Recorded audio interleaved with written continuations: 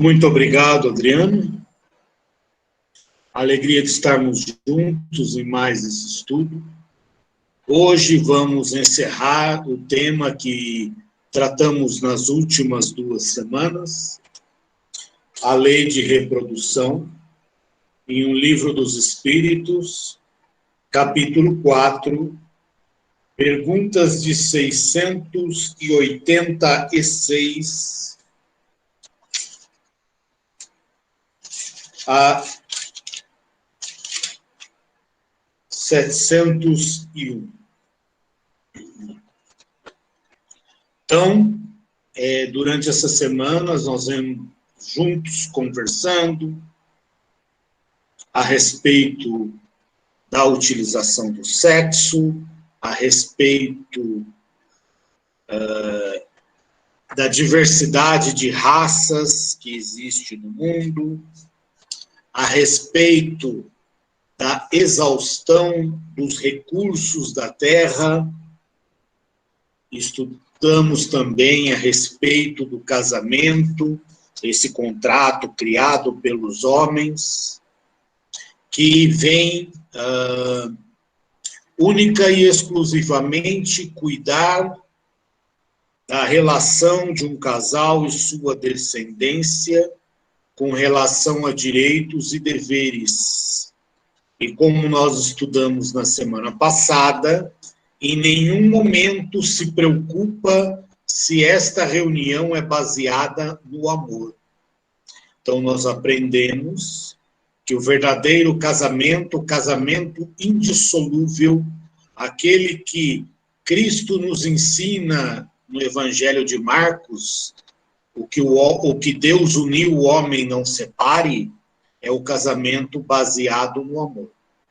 E vimos, então, que quando a união de 2 pessoas for em causa de um mal maior, a lei de Deus permite que haja a separação, que haja o divórcio. Mas os Espíritos nos ensinam que nós não sejamos a causa desta separação. Então, hoje, nós vamos iniciar o estudo conversando a respeito da poligamia. O que é a poligamia? Quando um homem se une a mais de uma mulher, ou uma mulher se une a mais de um homem.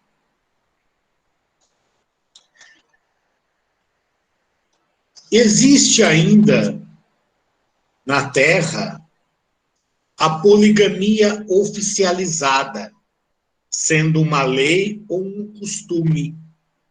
Ainda existem muitos países em que é normal a poligamia, ela está na lei, contanto que você possa sustentar a família, a poligamia está dentro da lei. Porém, existe também a poligamia não oficializada, que ela é tão comprometedora quanto a oficializada. Seja oficializada pela lei dos homens ou não oficializada pela lei dos homens, a poligamia é comprometedora da mesma forma. Por quê?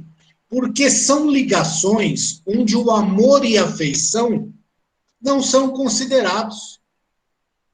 Como eu posso amar a mais de uma pessoa ao mesmo tempo? Então, são ligações afetivas em que o amor não está presente.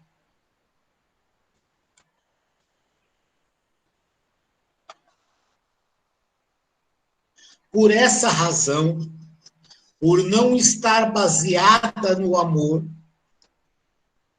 a poligamia não está de acordo com as leis divinas.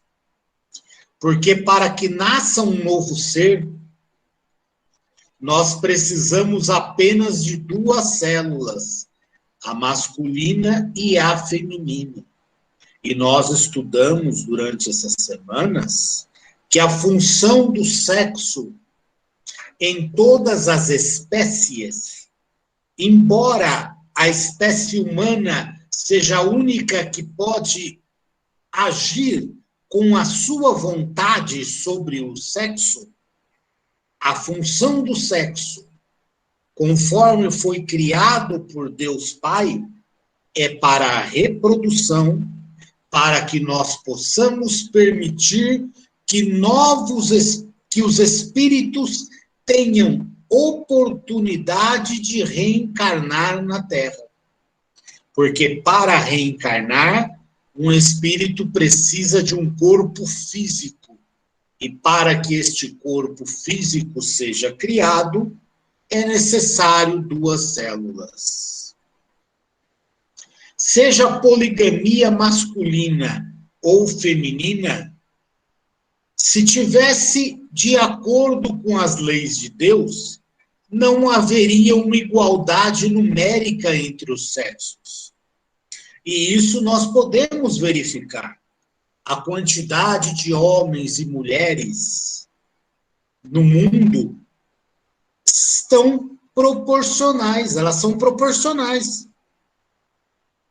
E essa igualdade numérica, ela tem uma razão de ser. E nós já aprendemos que para organizarmos uma família, que é o seio do aprendizado, o seio do amor na Terra, é necessário única e exclusivamente da união de 2 seres.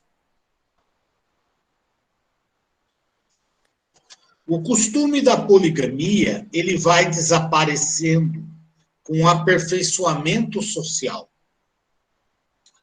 Conforme as sociedades vão se aperfeiçoando, vão se melhorando, a poligamia deixa de ser um hábito. E tudo isso é consequência da melhora moral dos espíritos. Conforme nós, espíritos, vamos crescendo moralmente, vamos nos melhorando moralmente, alguns hábitos, algumas atitudes errôneas começam a ser revistas. Hoje a poligamia se restringe a poucos países. E naqueles países em que ela não é oficializada, os casos já não são mais tão comuns, embora ainda existam.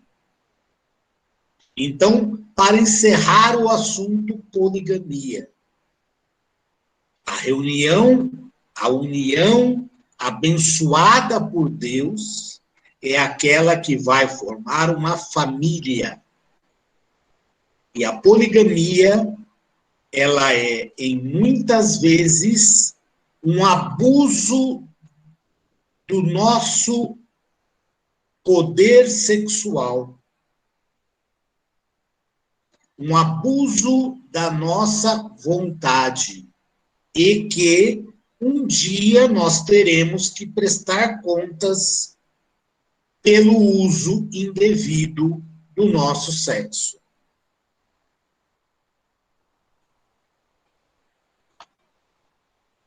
Vamos agora falar sobre o assunto obstáculos à reprodução.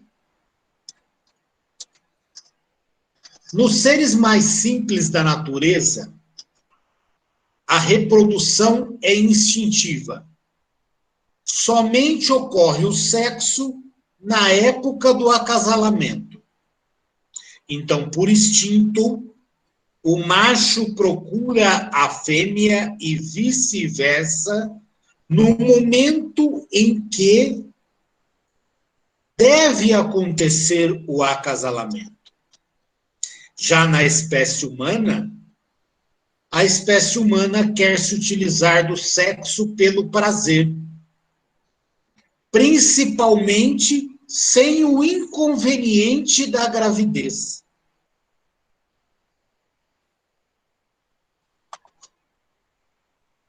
Aí, eu lanço uma pergunta para nós refletirmos um minutinho.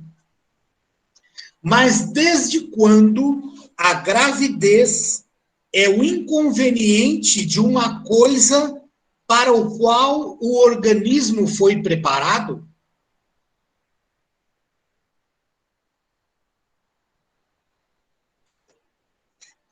A função dos nossos órgãos sexuais não são exatamente para a reprodução, para a perpetuação da espécie?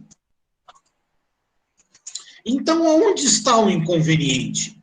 Qual é o inconveniente da gravidez? Será que nós não estamos invertendo os papéis?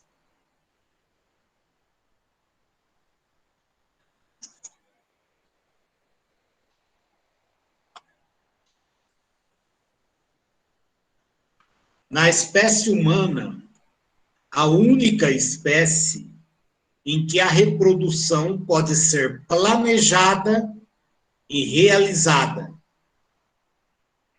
Nós somos a única espécie que temos um relativo controle sobre as funções sexuais.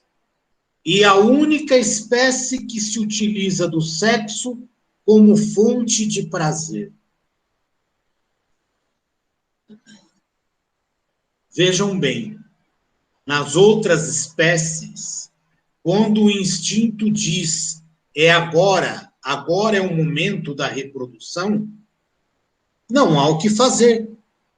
Ninguém decide, nenhum animal decide se vai ou não se reproduzir. Se quer ou não se reproduzir.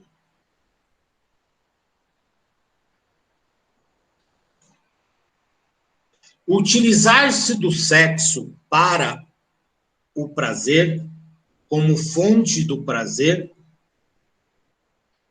controlar a função sexual, planejar a reprodução, não é errado, contanto que não haja exagero. É isso que os espíritos nos ensinam. Não haja exagero. Tudo que é demais faz mal.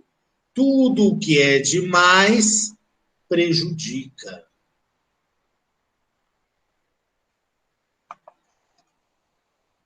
Muitas vezes, buscando satisfazer os nossos sentimentos, os nossos desejos, acabamos nos comprometendo com a lei de Deus. Temos o livre-arbítrio. Deus nos deu o livre-arbítrio para usar o sexo ou não. Temos o livre-arbítrio para nos reproduzir ou não. É uma decisão nossa, é uma decisão do espírito. Mas temos sempre que nos lembrar que, junto com o livre-arbítrio que Deus nos deu, vem a responsabilidade pelos nossos atos, que Jesus nos ensina no Evangelho. E nós sempre batemos nessa tecla, a cada um segundo as suas obras. Lembrem-se do apóstolo Paulo. Tudo me é permitido, mas nem tudo me convém.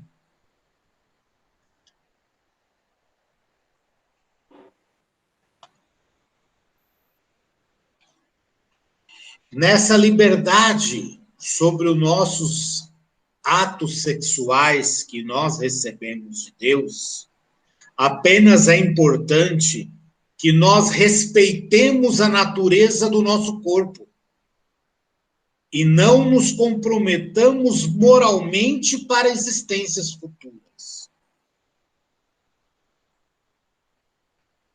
O método anticonceptivo, que pode ser utilizado, e nós temos uma infinidade de métodos anticonceptivos, é uma coisa que o casal deve decidir junto. O homem e a mulher devem conversar e decidir qual é o melhor método a ser utilizado. Não é só a mulher que é responsável, como até hoje tem sido considerado, que a mulher é obrigada a prevenir a gravidez, o homem não. Isso é errado. É uma decisão do casal. O casal tem que prevenir juntos, se assim o desejam. Da mesma forma que quando desejam ter um filho, juntos o programam e realizam os procedimentos para a sua vinda.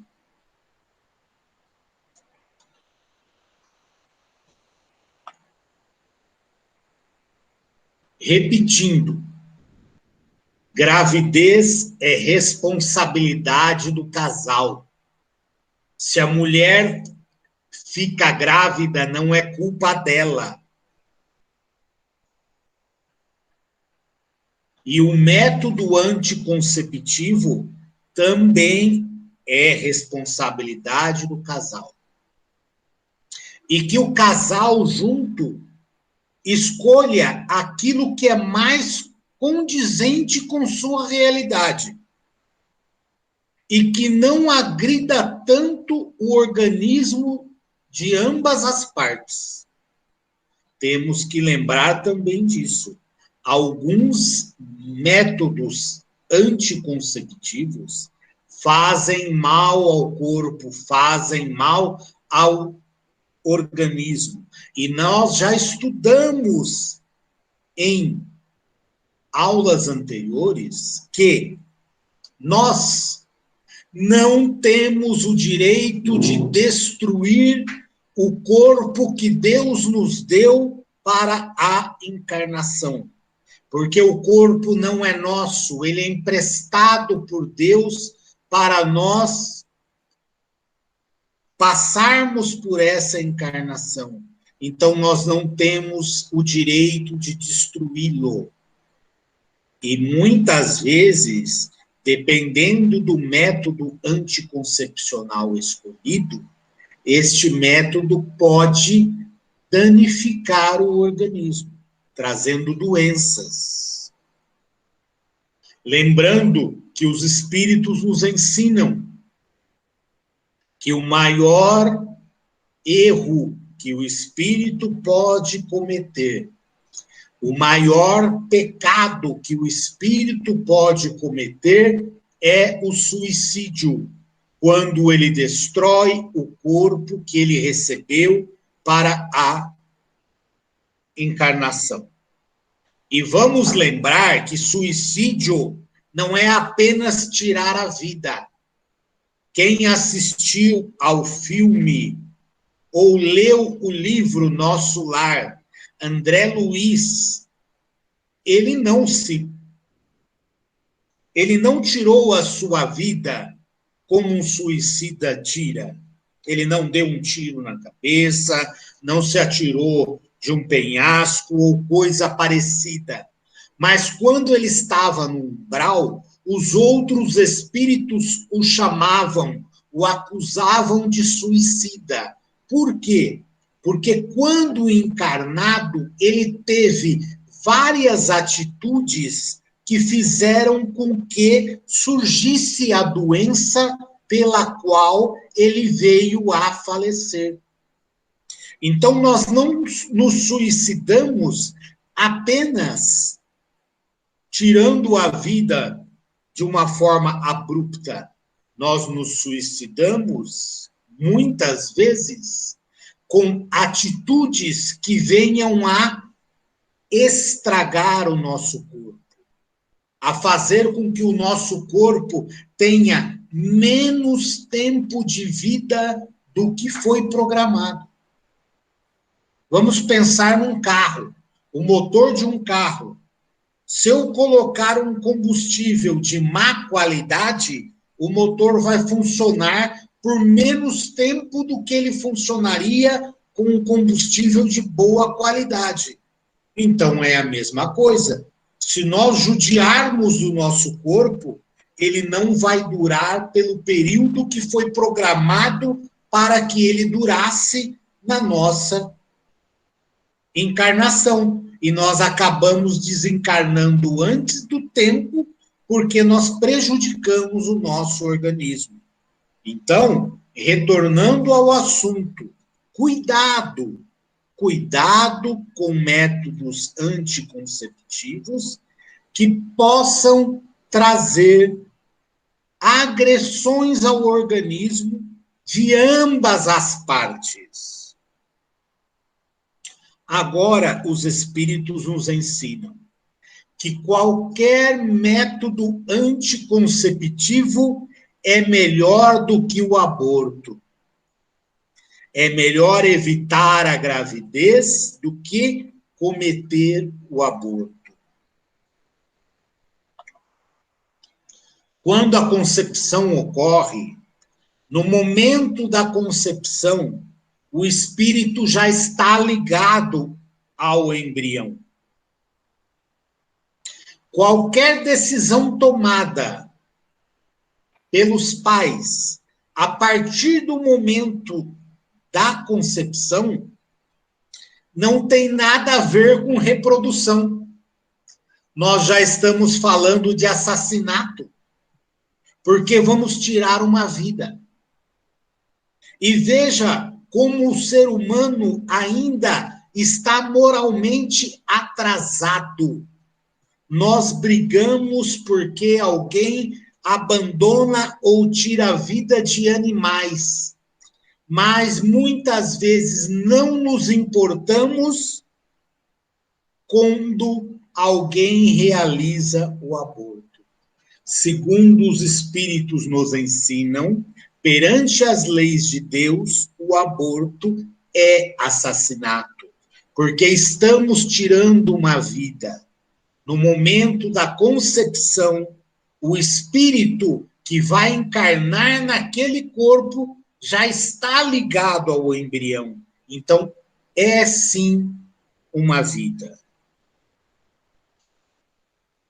Por isso, é melhor que seja usado um método anticonceptivo do que ser utilizado o aborto.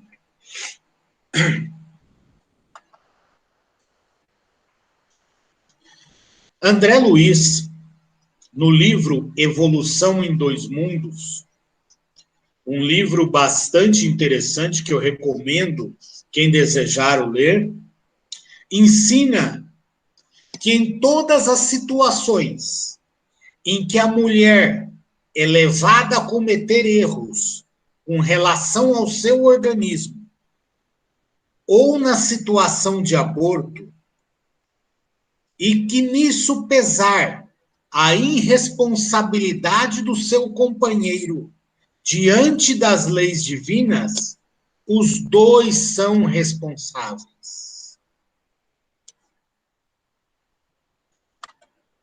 E eu digo ainda mais, qualquer pessoa que incentivar, ajudar, para que a mulher venha a abortar uma criança, é tão responsável quanto ela. Seja seu marido, seja seus pais, seja qualquer pessoa da sociedade que ajude, que incentive, que recomende que o ato do aborto seja executado. Não é só a mulher que abortou que é culpada. Todos aqueles que concorreram para que o aborto acontecesse são responsabilizados igualmente. E a responsabilidade, meus amigos, é uma responsabilidade moral. Ela é a mesma para o casal. Nem mais para o homem, nem mais para a mulher. E para todos aqueles que, de alguma forma, ajudaram para que o ato fosse consumado. Ah, você é solteira, vai estragar a sua vida. Quantas vezes e quantas mulheres já escutaram este comentário? Vai estragar a sua profissão. Ah, seu marido não queria, ele vai se separar de você se você continuar com essa gravidez. Naquele momento de fragilidade, nós temos que apoiar e não dar conselhos errados, porque aquele que dá conselho errado fica em débito junto às leis de Deus pelos seus conselhos. Queridos irmãos, nós encerramos este capítulo do Livro dos Espíritos nesta semana. Ao final da apresentação do Evangelho segundo o Espiritismo, nós estaremos abertos à discussão, esclarecimentos de dúvidas, poderemos fazer perguntas a respeito deste assunto. Vejamos que durante esses 3 domingos que estudamos a lei de reprodução, ela é bastante abrangente e trata de vários assuntos. Muito obrigado pela atenção. E agora eu vou passar a palavra à nossa amiga Maiara, que fará a apresentação de o Evangelho segundo o Espiritismo.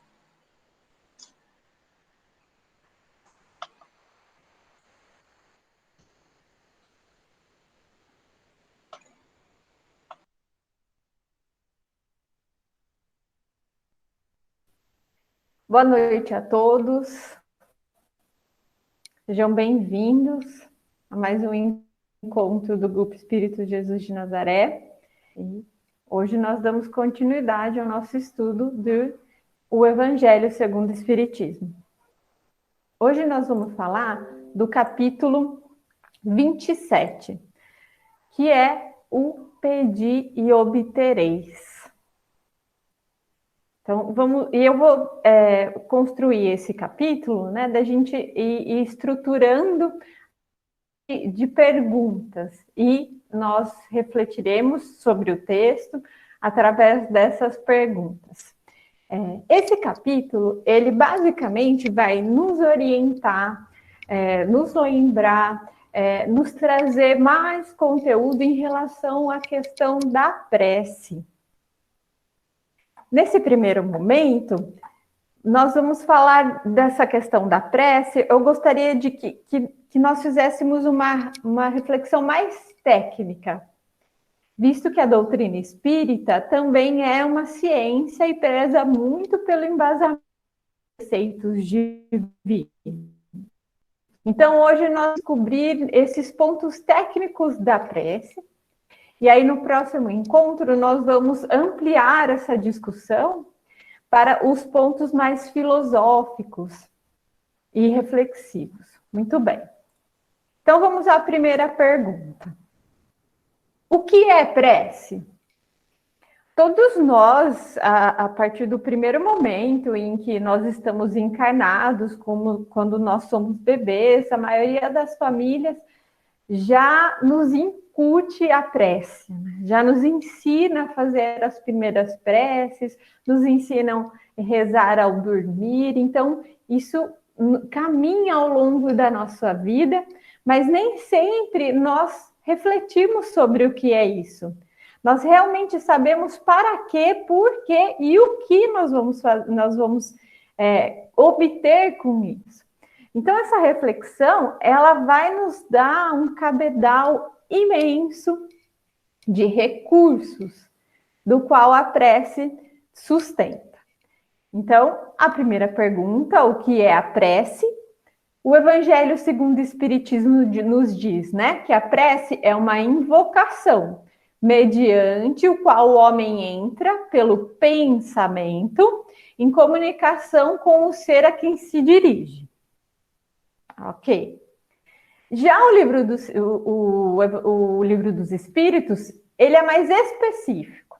Ele fala que orar a Deus é pensar nele, né? Então, a prece, essa invocação, quando eu rezo para Deus, quando eu oro para Deus, é pensar nele, é aproximar-se dele, é pôr-se em comunicação com ele. Então, justamente, nós podemos tirar a conclusão dessas duas colocações desses livros tão importantes da doutrina espírita, que a prece nada mais é do que um momento de conexão. Se ela for dirigida, né, ao plano espiritual, os nossos amigos espirituais, e como comumente nós rezamos para Jesus, para Deus, ela é essa conexão com o divino. Mas o Evangelho segundo o Espiritismo também nos coloca que ela pode ser uma forma de conexão entre nós encarnados e também com os desencarnados. Nós vamos falar um pouquinho mais disso. Muito bem. Seguindo. Qual os objetos da prece, né? Então, se é uma conexão por quê? O que eu uso essa conexão para quê? E aí basicamente, nós rezamos para 3 coisas. O primeiro é sempre pedir. Eu acho que todos nós, em todos os dias das nossas vidas, em algum momento, o nosso lembrete de oração, dessa conexão com o espiritual, com Deus, sempre foi quando eu preciso pedir. E ainda ela é, eu acho que, o objeto principal da nossa prece. Mas eu também posso usar a prece para louvar a Deus, e isso é uma lei, que é a lei de adoração. E também para agradecer todo o amparo, tudo que me é dado, todos os privilégios e empréstimos divinos. Então, são esses 3 objetos da prece. Um pedido, pode ser um agradecimento ou uma glorificação. Qual é o mecanismo da prece? Ok. O mecanismo da prece, eu vou estruturar mais ou menos como que está no Evangelho segundo o Espiritismo, para a gente ir construindo um fluxograma mental, um mapa mental. Então, a prece, ela é transmitida, como lá na denominação do que é prece já disse, pelo pensamento. Ok, mas aí através do que ela vai, né? Por onde ela é encaminhada? O veículo que leva o pensamento, né, que conduz o pensamento para onde nós endereçarmos, seja para Deus, para o mundo espiritual, seja quando eu tento me conectar com alguma pessoa encarnada, com algum ente querido que está distante, o veículo que conduz esse pensamento, essa prece, essa invocação, é o fluido universal, ou como conhecemos também, o fluido cósmico universal. Todo o nosso espaço, todo o nosso entorno e tudo que nós conhecemos, encarnados e desencarnados, e toda a matéria e toda a parte espiritual também está nesse meio, né, no fluido cósmico universal. Ele ocupa todos os espaços, todos os seres. Muito bem. Então, esse fluido recebe, né, esse sinal que nós emitimos. Pensa lá no Wi-Fi. Então, ele recebe esse sinal que nós emitimos, né, da vontade, da nossa impulsão, da nossa evocação. A gente expele esse pensamento e ele, né, conduz e o transmite ao remetente. Do mesmo jeito que nós podemos pensar aqui como o ar que transmite o sinal do som, né? Então, são essas ondas que vão o conduzindo, que é a nossa prece, nosso pensamento. Ótimo. Então, dirigindo o pensamento, para um ser qualquer, na Terra ou no espaço, encarnado ou desencarnado, ou vice-versa, uma corrente fluídica se estabelece entre um e o outro. Então, nós nos conectamos, transmitindo um ao outro pensamento. Muito bem. Parece que simplesmente, no momento em que eu invoco alguém, né, ou eu invoco a espiritualidade, essa conexão ela vai se estabelecer.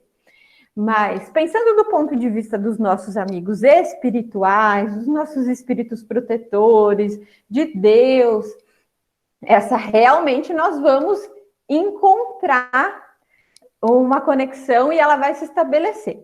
Já em relação aos encarnados, às vezes aquele ao que nós endereçamos essa prece, o pensamento, nem sempre vai estar tão apto para que estabelecemos um contato.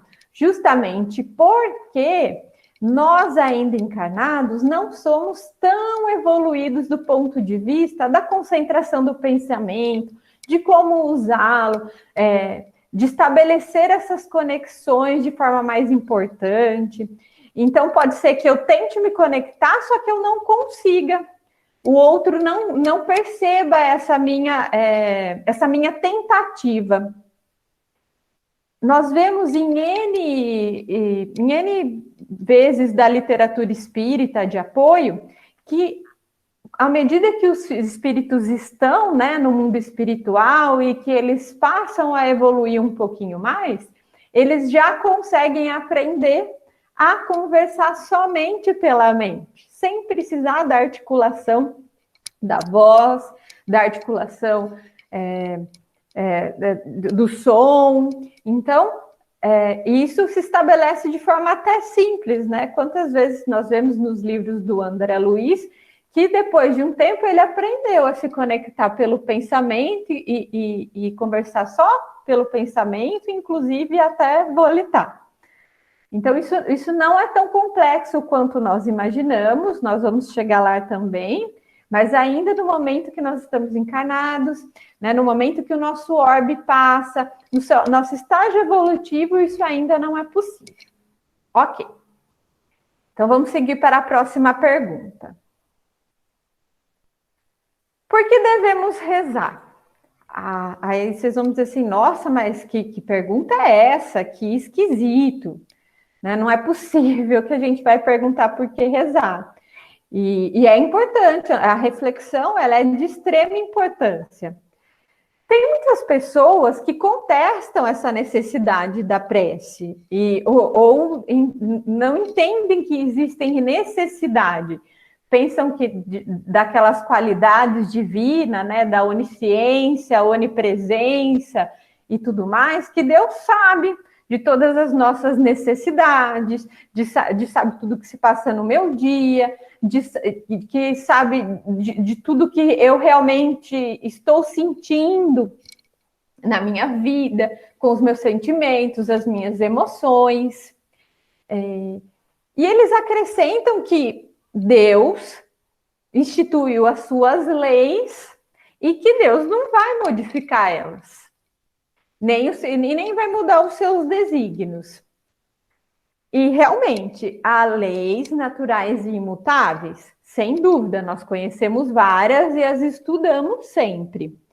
Mas nós devemos entender que Deus não vai, e que também Deus não vai anular essas leis à medida que o nosso pedido ou o nosso capricho seja elevado em prece.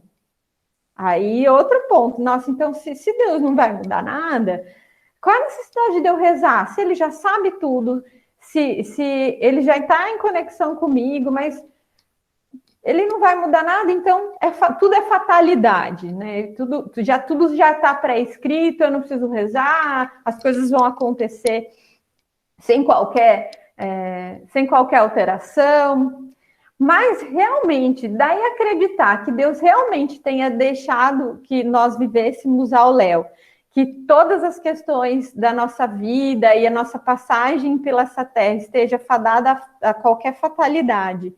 Essa é uma distância muito grande, né, de entender que Deus está para nós, de que Ele sabe realmente quem somos, o que precisamos e o que sentimos, de que Ele tem as suas leis, mas nós já sabemos que essas fatalidades, elas não existem, nós não estamos aqui jogados simplesmente a cumprir karmas. Se assim fosse, nós seríamos um instrumento passivo. Lembra da lei de progresso? Deus não teria criado a lei de progresso. Deus não teria incutido em nós o desejo de vontade de melhorar, porque nós seríamos totalmente passivos. E por isso, nem o livre-arbítrio Deus nos teria dado. Porque se é tudo Ele que escolhe, se é tudo fatalidade, se é tudo uma construção, uma relação só de karma, eu não tenho interferência nenhuma, então eu não tenho o que rezar. Deus também não teria dado inteligência, se nós não tivéssemos por que rezar, Deus também não teria nos dado inteligência, Deus não teria realmente dado o desejo de transformação, nós acabaríamos caindo na inanição, seríamos seres vegetativos, e não é isso que nós somos. Deus nos colocou aqui para que nós evoluíssemos pelo meio do nosso próprio trabalho, vontade.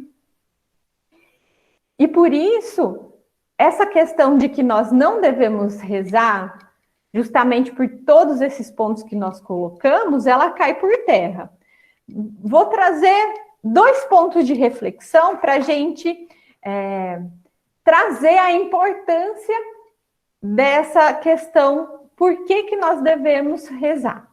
O primeiro ponto é que nós somos seres em evolução, ok? Então, neste momento, todos nós, salvo algumas exceções, estamos lá na classe dos espíritos imperfeitos, né? Lá na 3ª classe. Aí vocês vão me dizer assim, como assim, Nayara?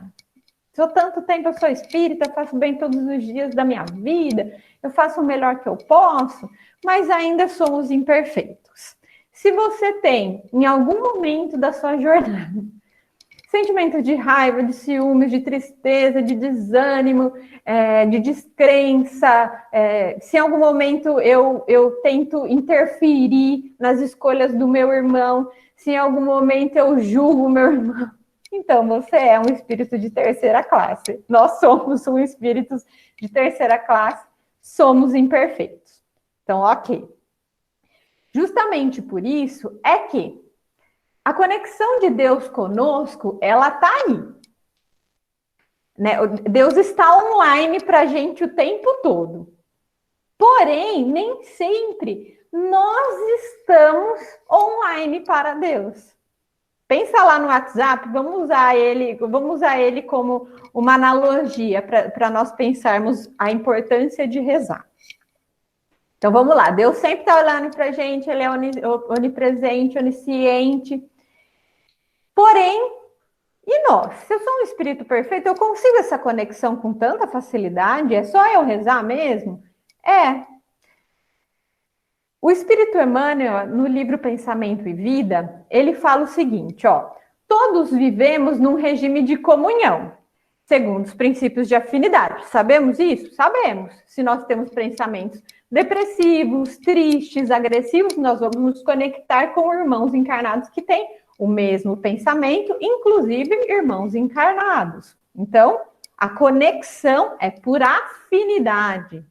Ah, mas eu sou espírito imperfeito, então não vou me afinizar com Deus? Claro que vai. Nós vamos conseguir nos conectar com Ele.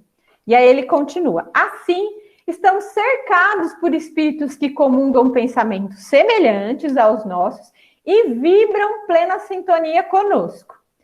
Consequentemente, a prece pode ser valioso recurso para que os espíritos sintonizem com almas de faixas mais elevadas. Um exemplo é o nosso espírito protetor. Todos os nossos espíritos protetores, eles são espíritos de um nível a mais que nós, são espíritos bons, ok? Então, como nós não estamos na mesma faixa vibratória, essa conexão ela fica um pouco falha e difícil do nosso ponto de vista, do nosso lado. Então, a única forma de eu me afinizar e conectar com a espiritualidade superior e, consequentemente, com os desígnios divinos, é pela prece.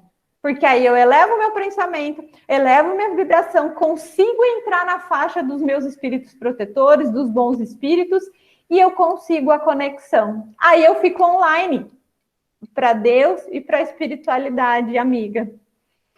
Muito bem. Ponto número 2.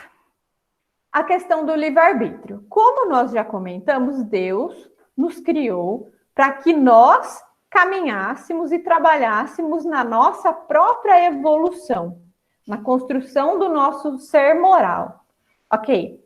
Então, se nós não somos aquela criatura vegetativa que ficaria ao léu de todos os desígnios divinos, mas aqui eu gostaria de ressaltar que eu não estou entrando na discussão da vontade de Deus, né? Isso é uma discussão mais ampla e realmente tem a vontade de Deus na nossa vida. Porém, mesmo assim, Deus não nos obriga a seguir a vontade dele.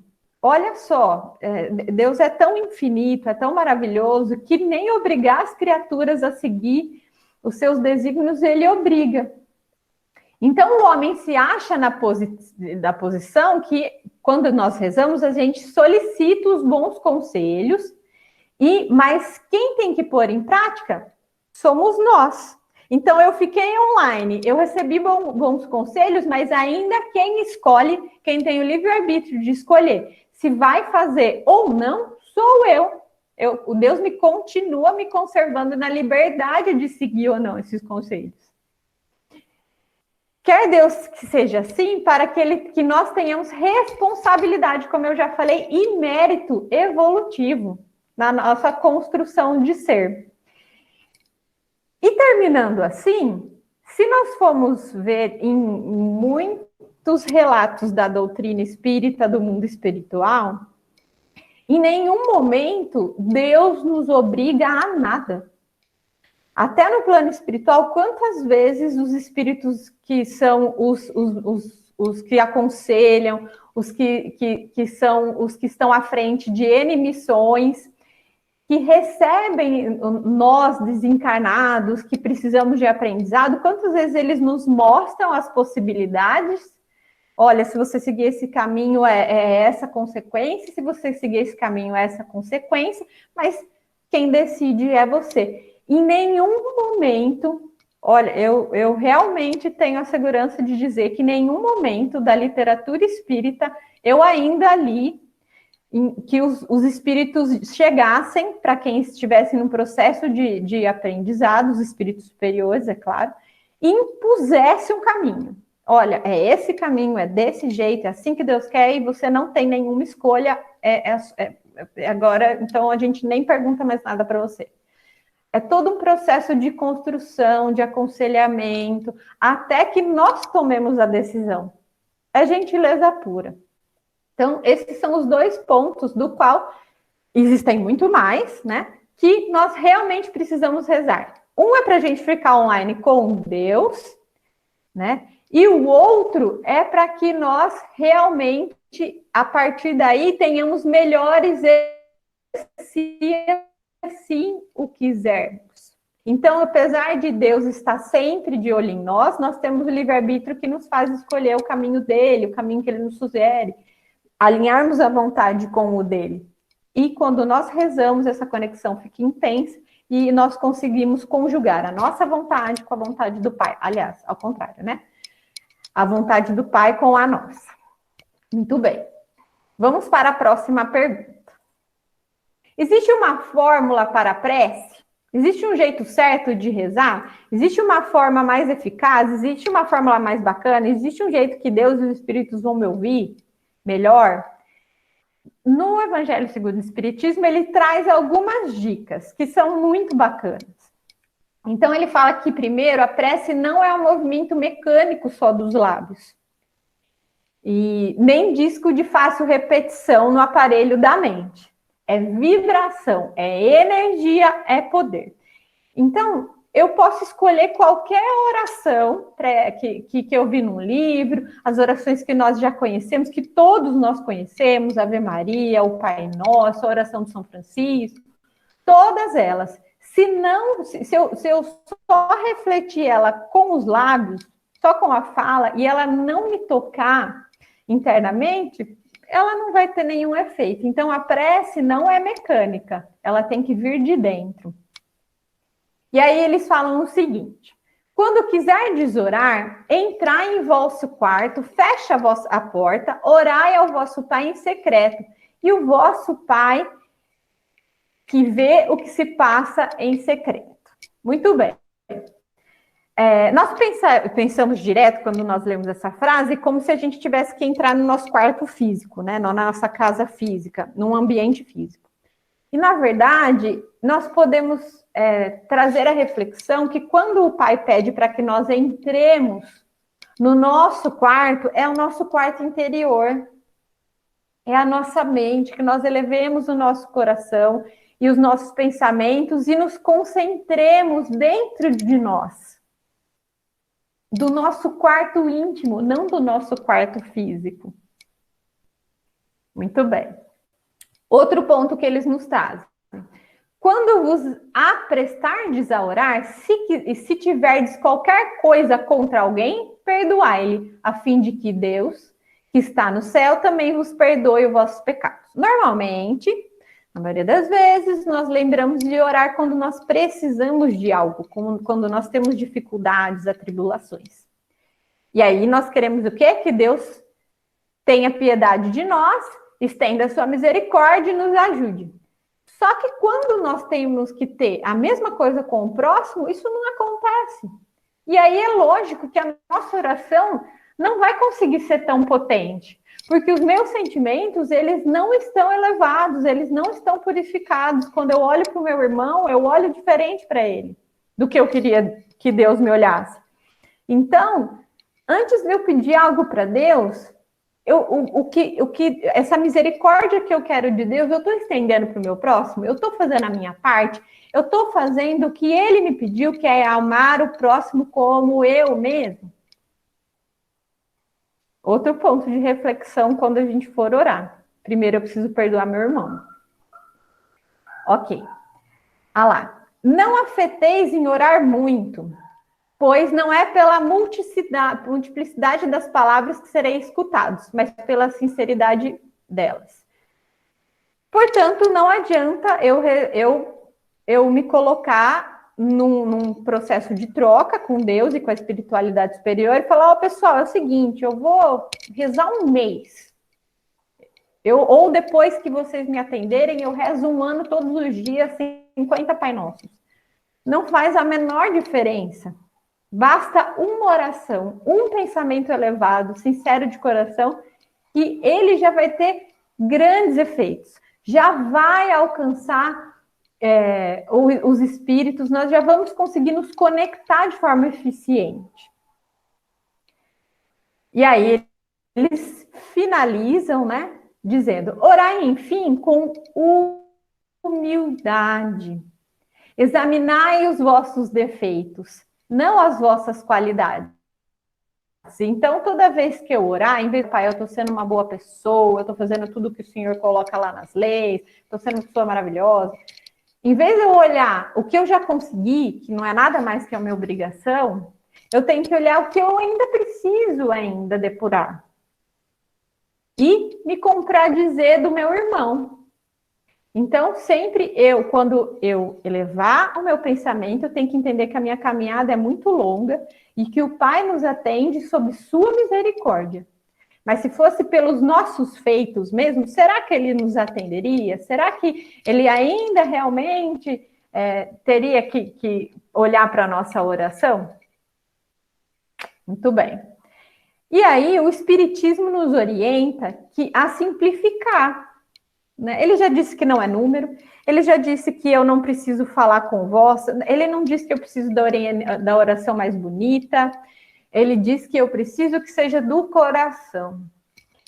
E o Espiritismo ainda simplifica mais, porque ele fala que que a nossa prece depende muito mais do merecimento e da fé do que eu estar, por exemplo, de joelhos, eu estar com amuletos, eu ter prática, eu estar em frente a um altar com santos. Lógico que nós devemos e nós precisamos respeitar a todos os nossos irmãos que precisam e gostam de ter esses hábitos. Qual mal há nisso? Nenhum. Se a oração for de coração, que seja. Mas ele simplifica. Então, eu posso estar, por exemplo, sentado no meu trabalho, em algum momento ali, eu elevar o pensamento e ter uma oração sincera, isso já vai ser uma oração de muito valor. E aí, eu vou colocar um complemento aqui, que fala que está no pensamento o poder da prece. Então, não é número, não é a forma que eu estou me colocando, não são palavras bonitas, não são os amuletos. O poder da prece está no pensamento. Que por nada depende nem das palavras, do lugar, nem do momento que ela seja feita. Pode-se, portanto, orar em toda parte, a qualquer hora, a sós ou em comum. A influência do lugar, do tempo, só faz sentir as circunstâncias que favorecem o recolhimento. Então, se eu estou num lugar muito atribulado, eu não consigo me concentrar, eu posso recorrer por um lugar mais restrito, mais tranquilo, para que eu consiga fazer a minha oração? Pode. Mas se você conseguir se concentrar, por exemplo, no meio do trânsito, eu estou parada no engarrafamento, está aquele buzinaço, mas mesmo assim eu consigo interiorizar, tudo bem. Aí está o seu quarto íntimo. A prece em comum tem ação mais poderosa, quando todos oram e se associam de coração ao mesmo pensamento e colimam o mesmo objetivo, porquanto, como se muitos clamassem juntos em uníssono. Porém, se eu me reunir com 100 pessoas e essas pessoas, cada uma orar para o seu objetivo, cada uma orar dentro dos seus interesses, eu posso estar com 1 milhão de pessoas. Essa oração não vai ter força que eles acabaram o que eu acabei de dizer, que às vezes uma oração coletiva ela é mais potente. Tudo vai da comunhão entre os que se reuniram. Aí sim essa prece vai ter um efeito bacana.